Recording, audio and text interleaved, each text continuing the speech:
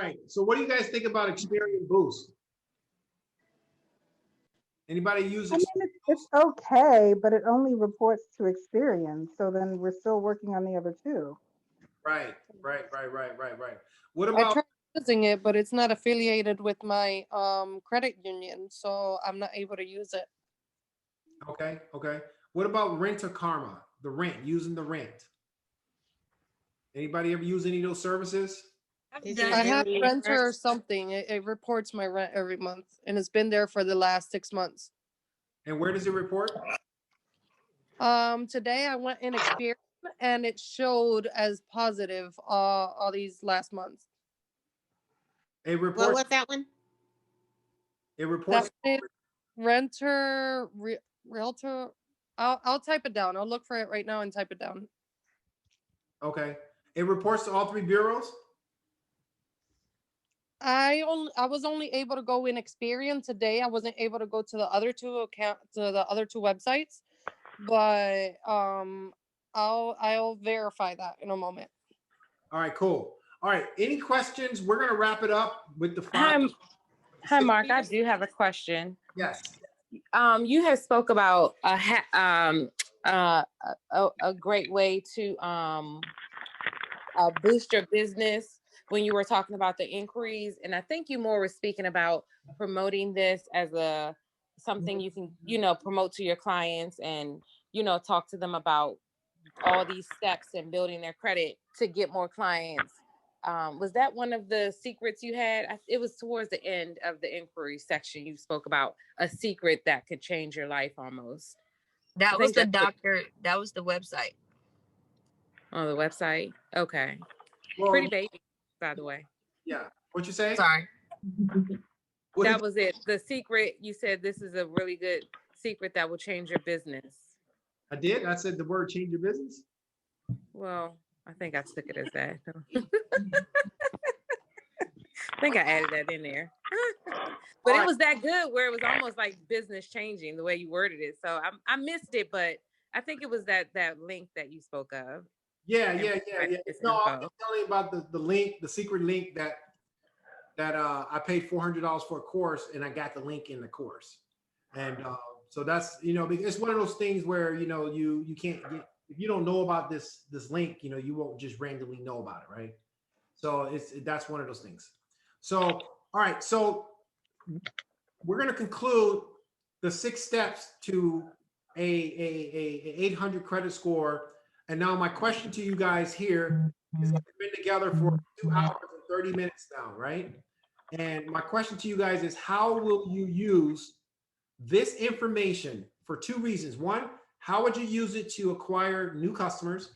And then how would you use it to get customers over the fence to say yes to you versus the other credit restoration company? Anybody wants to share? Baby, you gave the secret away already, man. And if anybody's really paying attention, they would see. If you look, you got 7 pages of people on this Zoom call. And the title of this email that you sent is how to get to an 800 FICO score. So you said it. If you do a Zoom call or do a live and saying, I can get you to an 800 FICO score and present some of the information you shared tonight, everybody will have a 7 pages full of clients just like you have here tonight. And we have the recording, so we can go word for word if we want to. Amen.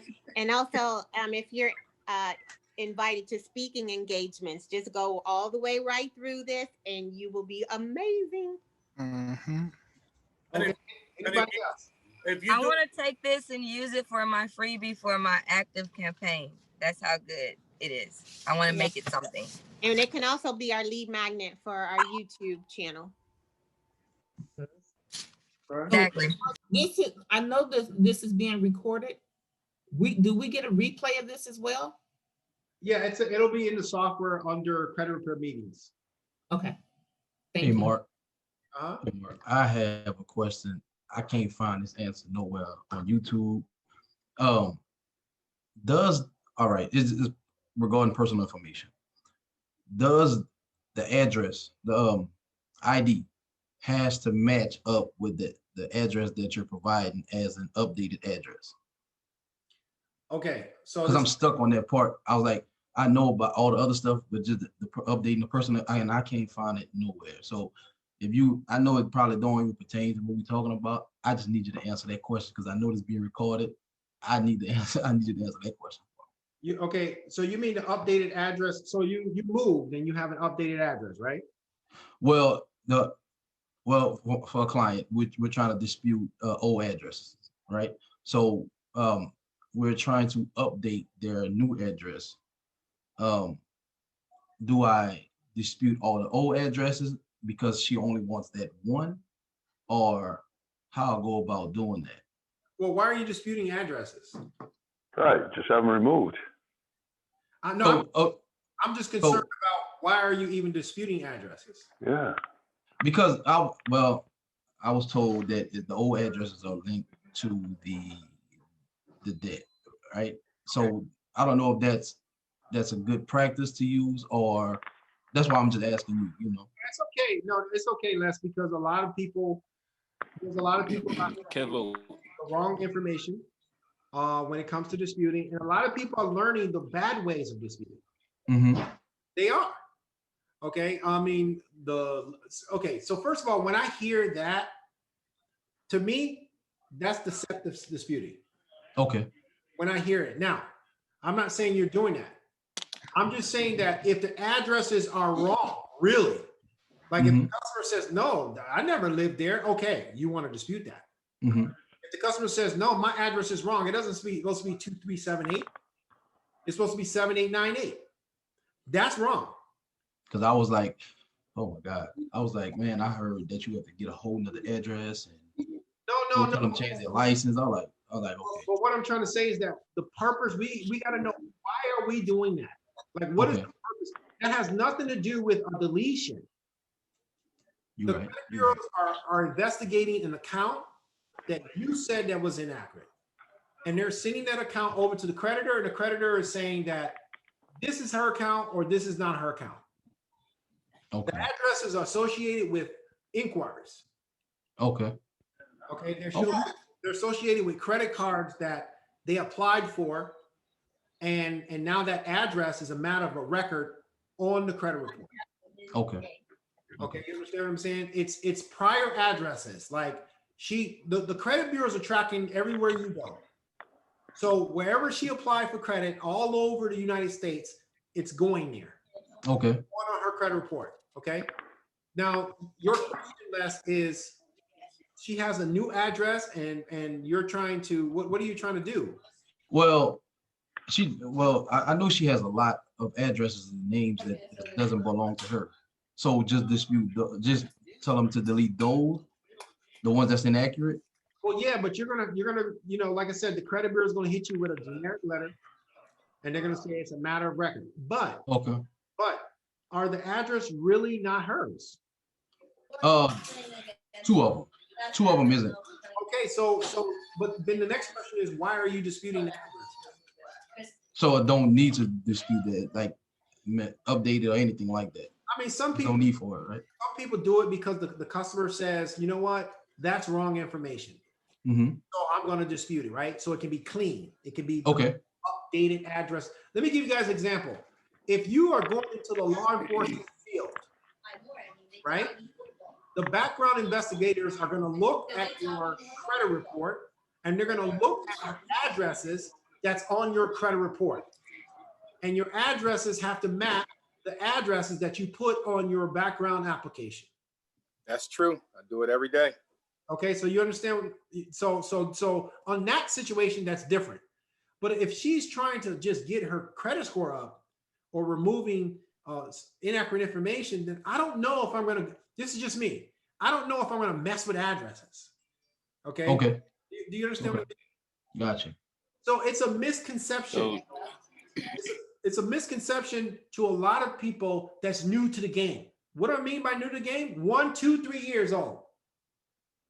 Not 8-year veteran, not a 10-year veteran. 1, 2, 3 years that took a course, watched some YouTube videos, read a book on Amazon, and now they're trying all these things to get something off the credit report. You understand what I mean? Okay. Don't worry, Les, because I was caught in that game too. That's why I haven't sent out my first letter yet, because I was like, well, should I dispute the addresses first, then come with round one? I was like, wait up, let me just go to this class and ask this question, then I can be on my way, you know. Okay, did I answer your question or no? You definitely did. I could tell you, Yeah, go ahead, Antonio. I could tell you one more thing. The address that you want to delete off that report, if they're associated with a negative account, they're not going to delete it. Okay. Like if it's associated with a negative account, they're not going to delete it. Like if it's attached to let's say you have an account on your report that's in the negatives, like let's say it's closed or sent to collections or whatever, they're not going to remove it anyway. So it's really pointless to do that. Unless, guys, listen, remember, we're talking about the 5 factors. We're talking about the 6 steps to 800 credit score. Remember that? We just talked about that for the last 2.5 hours. Mark, I have a question when you finish. Hold on.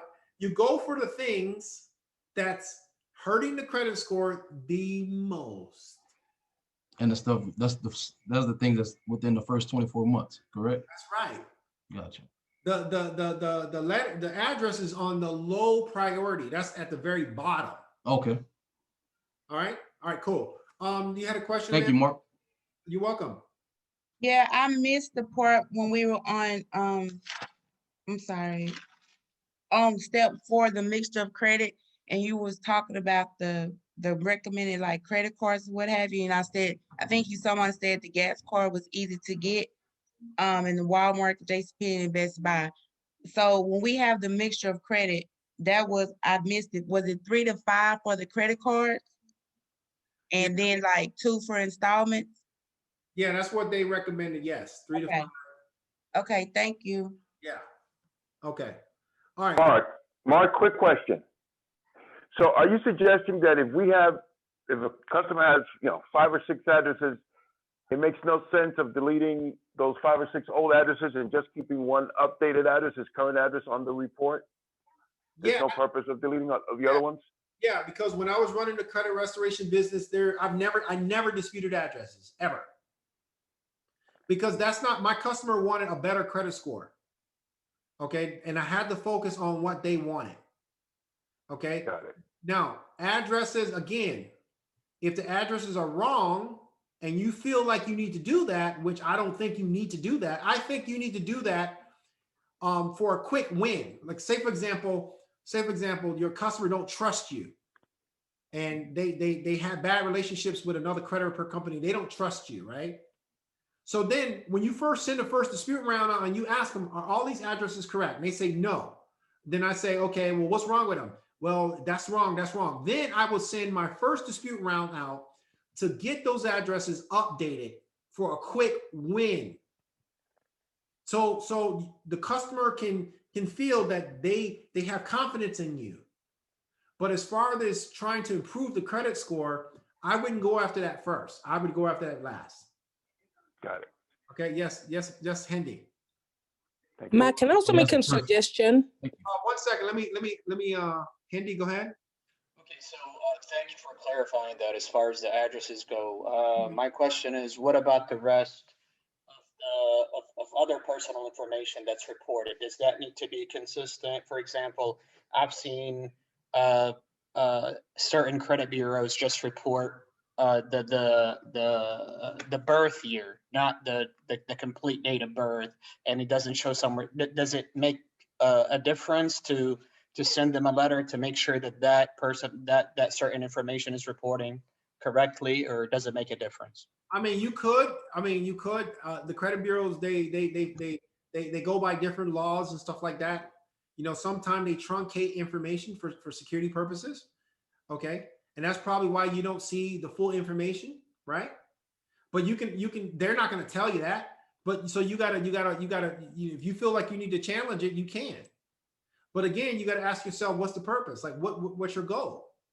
Right? It's not a matter of challenging. My question was, would it make any difference to just have them report, for example, the date of birth completely instead of just the birth year? Or I guess it wouldn't. The credit bureaus have the information, right? They have it, right? They have it. Now, the information that comes back to your customer, that information may be truncated. Okay. Now you said, does it make a difference? Well, I don't know. You know what I mean? Like we don't know because we're not in the, you know, we don't work for the credit bureau. But if you feel that you need to dispute with the full information, I would say go ahead. Okay. But I don't know if it's going to make a difference. That's what I'm trying to say, you know. Okay. Sounds good. All right. Thank you. Somebody had a suggestion? Yeah, this is Abisola. My suggestion is with that customer that wanted to get rid of things on regarding the address. Sometimes some people have done some bad stuff on addresses and they want you to wipe it off. You're just going to waste your time trying to get it off. And then when you try and dispute something for that person also, they're just going to ignore it because they already know that that customer has lived at that address or done an application to that address. So they can track everything, even if it's like 2 weeks address, they can track it. So unless they're saying it's fraud, I wouldn't even bother with that. Just like Mark said, you're just going to waste your time and then it's going to frustrate the customer and then you're probably going to lose that customer.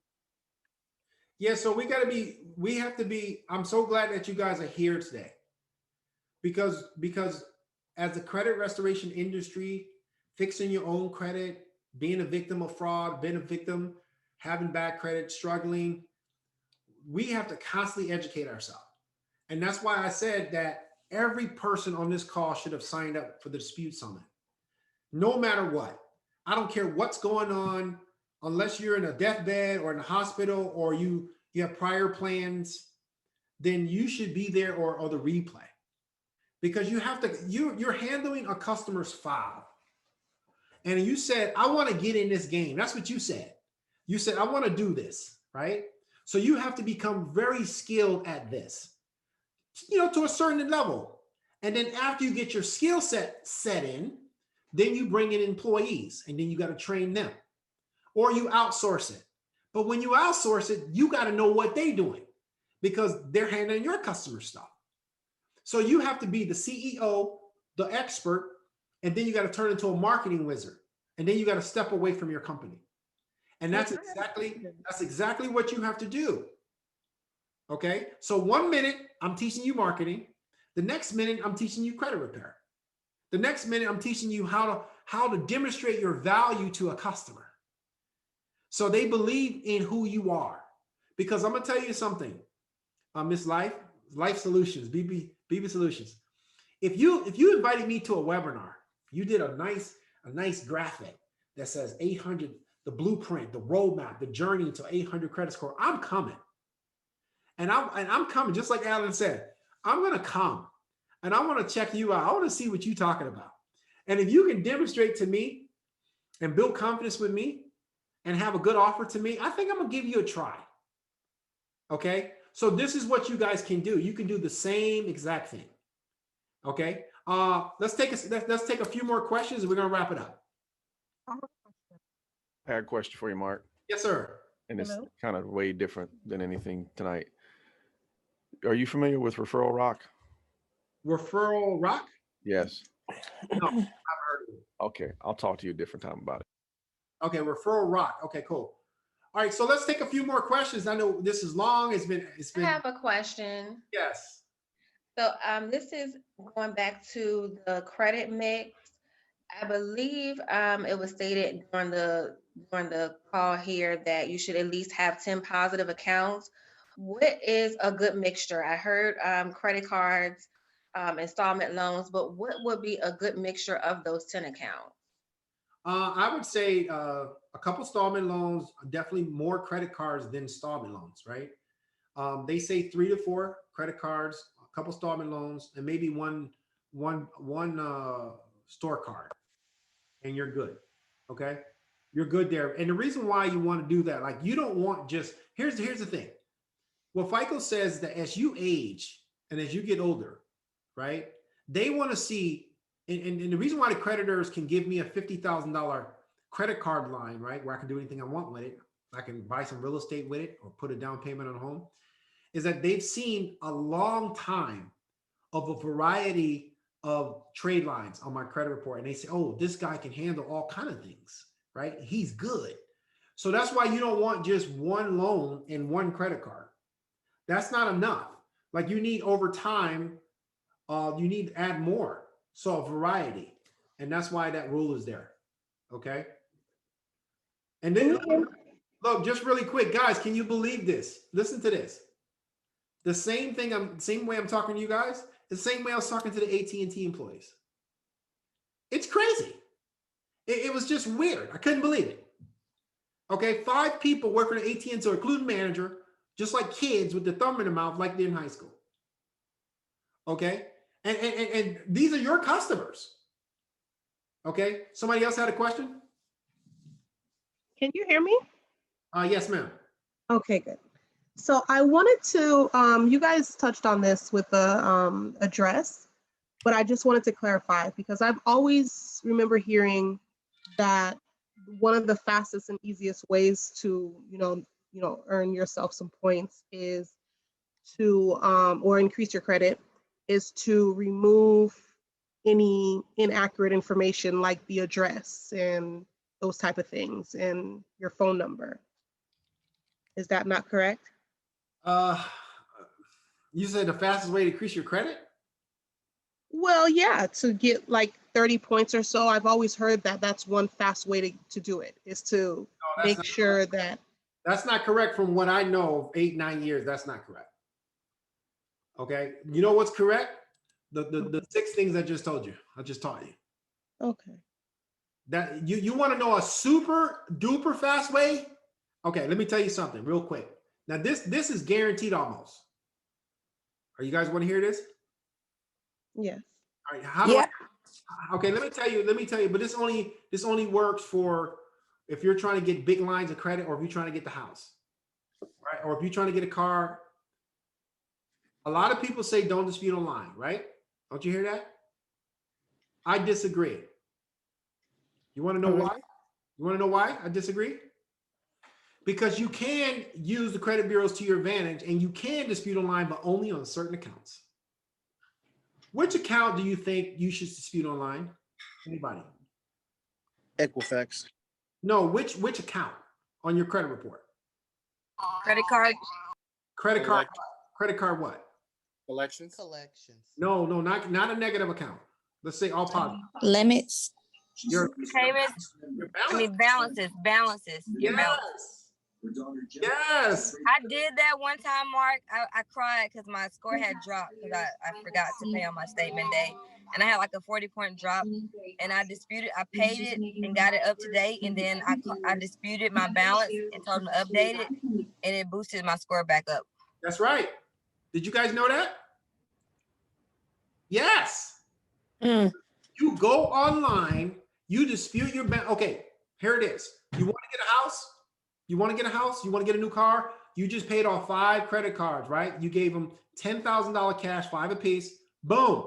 You go online, you dispute the balances and say it's paid in full a week to 2 weeks. Bam. It's done. The balance is down to 0. Your credit score shoots right through the wall. Okay? Proven.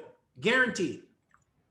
Excuse me. I have a client that her credit score goes down every time. I literally seen it. I didn't believe her until she showed me. Every time she pays a big chunk of her credit cards, her score goes down. Oh yeah, I need to look at her credit report. Okay. She may be paying after her statement. Hey, Mark. Day. She needs to know her statement Hey, day Mark. because if she pay after, I'm sorry, if she pay after her statement day, then it will go down. So she needs to know that. That's what because I always tell people to pay like a couple weeks even before the due date, but I'll confirm that with her. But that you have 2 days. You have a payment day. You have a statement day. So your statement day is when they report your balance. Your payment day is when they report your payment. Gotcha. Some people think when they make their payment on time that's it's when not they on report time. their balance, and that's not when it happens. Exactly. Okay. All right. Well, I'll see what's going on with her. Thank you. Thank you so much for watching the video, and I hope you learned a lot. Some tip that's going to help you out in your particular situation. Hey, listen, I have a quick question for you. Have you ever thought about starting a credit restoration business? Now, If you have one, I do understand. But if you don't have one, my question to you, have you ever thought about it? Listen, you have a skill set, you have knowledge, you learn things about credit restoration. So why not earn a living? Why not make some money helping other consumers restore their credit? Now, this is the perfect time. There's 100 million consumers right now in the United States that need your help, helping them restore their credit. And you can start and run a credit restoration business right from the comfort of your home with a low startup cost. This is the time to be your own boss. And this is the time to set your own price and to travel and do the things you really want in life. Now, why not take advantage of the skill set, all the training that you've already done? Why not make an extra stream of income helping others do exactly that? Listen, I put together a 30-day training course, a free step-by-step 30-day training course showing you exactly how to start a successful credit restoration business. And not only that, I'm going to give you a checklist, a step-by-step guide checklist, so it will keep you accountable and also keep you on the right track. I've also put together a little guide to show you how to get your first customer. Now, let me show you exactly what's going to happen when you click the link below this video. Now, as soon as you click the link below the video, I'm going to show you exactly what's going to happen. Now, when you click the link below the video, you're going to be taken to a page like this one.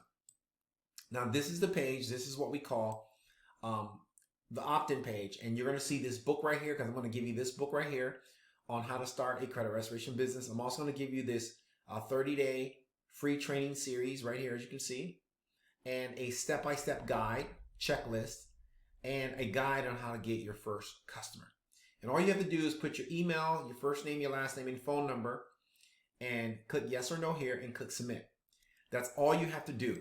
Now, once you're done with that, all you have to do is confirm your email, and you're on your way to learning how to earn an extra stream of income with your own credit restoration business. Hey, listen, I hope you join the family, and I'll see you on the other side.